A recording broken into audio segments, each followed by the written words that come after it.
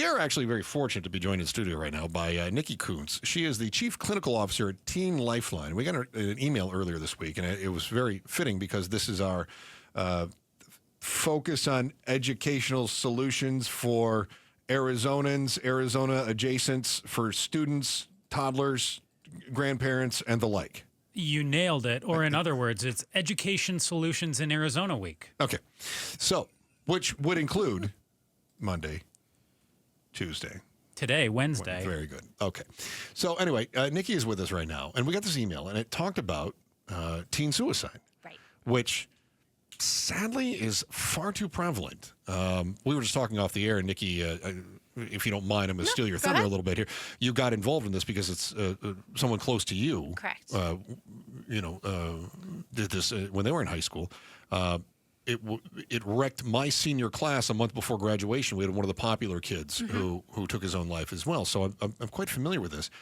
But I think as a teenager, you don't know what to do. You don't have any idea. You're trying to cope with yourself, and you wish you could have prevented it, but you don't even know where to start with that. That's kind of where you step in. Right. That is exactly where we step in. I think that suicide is something that touches most of our lives at some point in it. It is the second leading cause of death for our kids, and in Arizona for individuals up to the age of 34.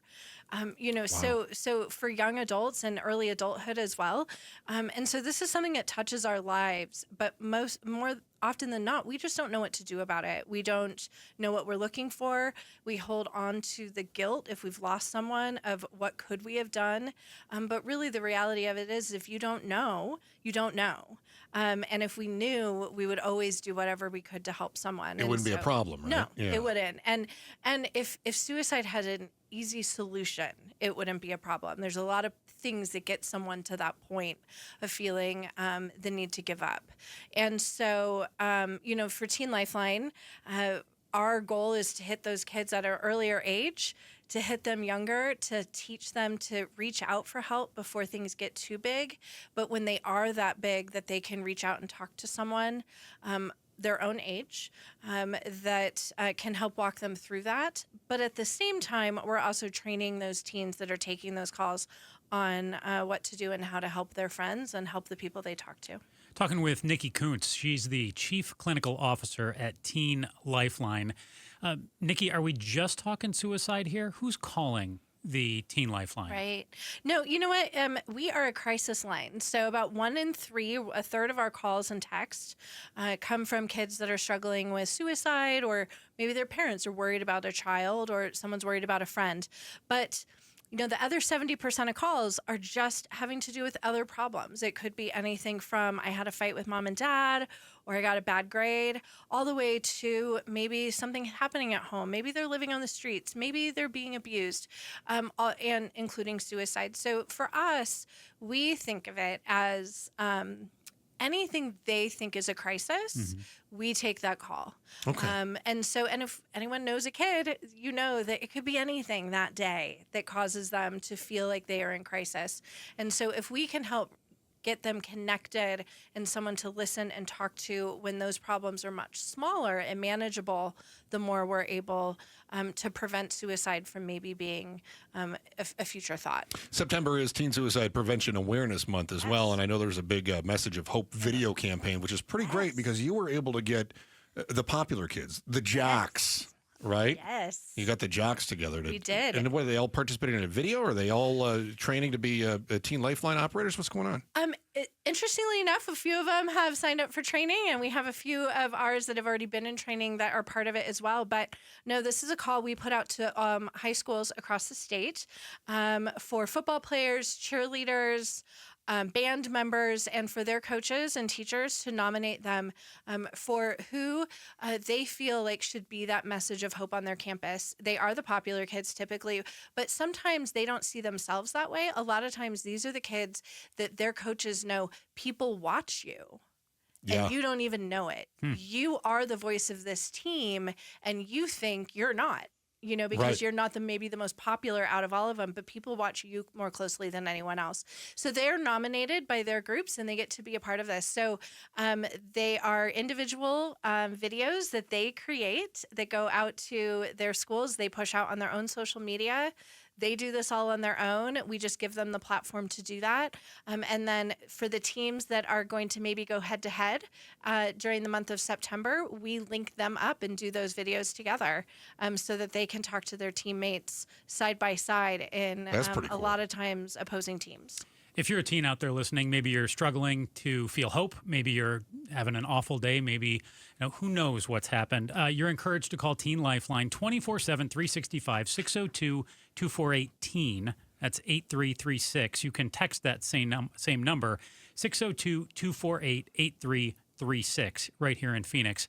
Nikki, how does somebody become a volunteer? What does the training look like? You mentioned that there's training for this, and There is. it's actually a teen on the other end of the line when they is. call in. But I'd imagine that it's got to be heavy for both that person calling and also that youngster who's answering the phone as well, who they don't know what that call is going to be when they pick it up. Right. So they are always supervised by master's level behavioral health clinicians. So there's always someone like me in the background, but they go through extensive training, over 80 hours of training in total. And they get trained to deal with those situations, to talk to kids and to be support. Their job is to listen without judgment. My job is to make the hard decisions. But the reality of it is our kids are already talking to their friends about these issues. So we know that teens turn to their friends first. They turn to their peers first. So these kids are already hearing this stuff. They're already having these conversations with their friends. We're just giving them training and a safe place to continue that to help other kids as well. So the way that I think of it is like, even for me, when I lost my friend, my teacher also knew that I was a natural helper and I was willing to hold a lot of burden on my shoulders. But through the training at Teen Lifeline, I was able to be like, okay, you know what? This isn't all mine. This is how I manage it. This is how I have those difficult conversations that I'm already having. But now I know where to turn to help. This is where I know how to help them.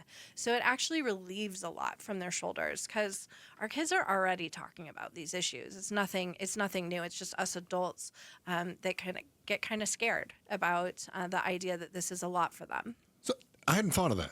That's really fascinating, and I love it. Nikki Kontz is Chief Clinical Officer at Teen Lifeline.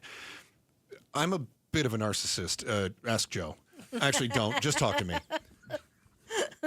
I'm thinking to myself, if it's my kid, I want my kid to volunteer for this because not only do you have, obviously, you're developing your own emotional maturity. Right. Not only are you helping your other classmates. Right. It's got to look good on a college application. It does. Right? It does. I mean, if I'm a parent, I want my kid involved with as many things as they can get into, right?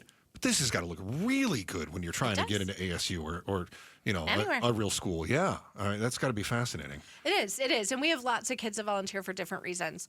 Many of them because they have their own struggles. Many of them because they want to get back. And some of them it's because maybe it's a career choice.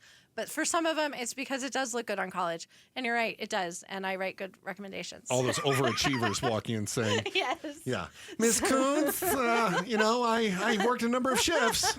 Like, help me out here. Nikki Kontz is Chief Clinical Officer at Teen Lifeline. Thank you so much for joining us. Thank you so much. Once again, if you need help, 602-248-TEEN, 602-248-8336. You can text or call that number anytime.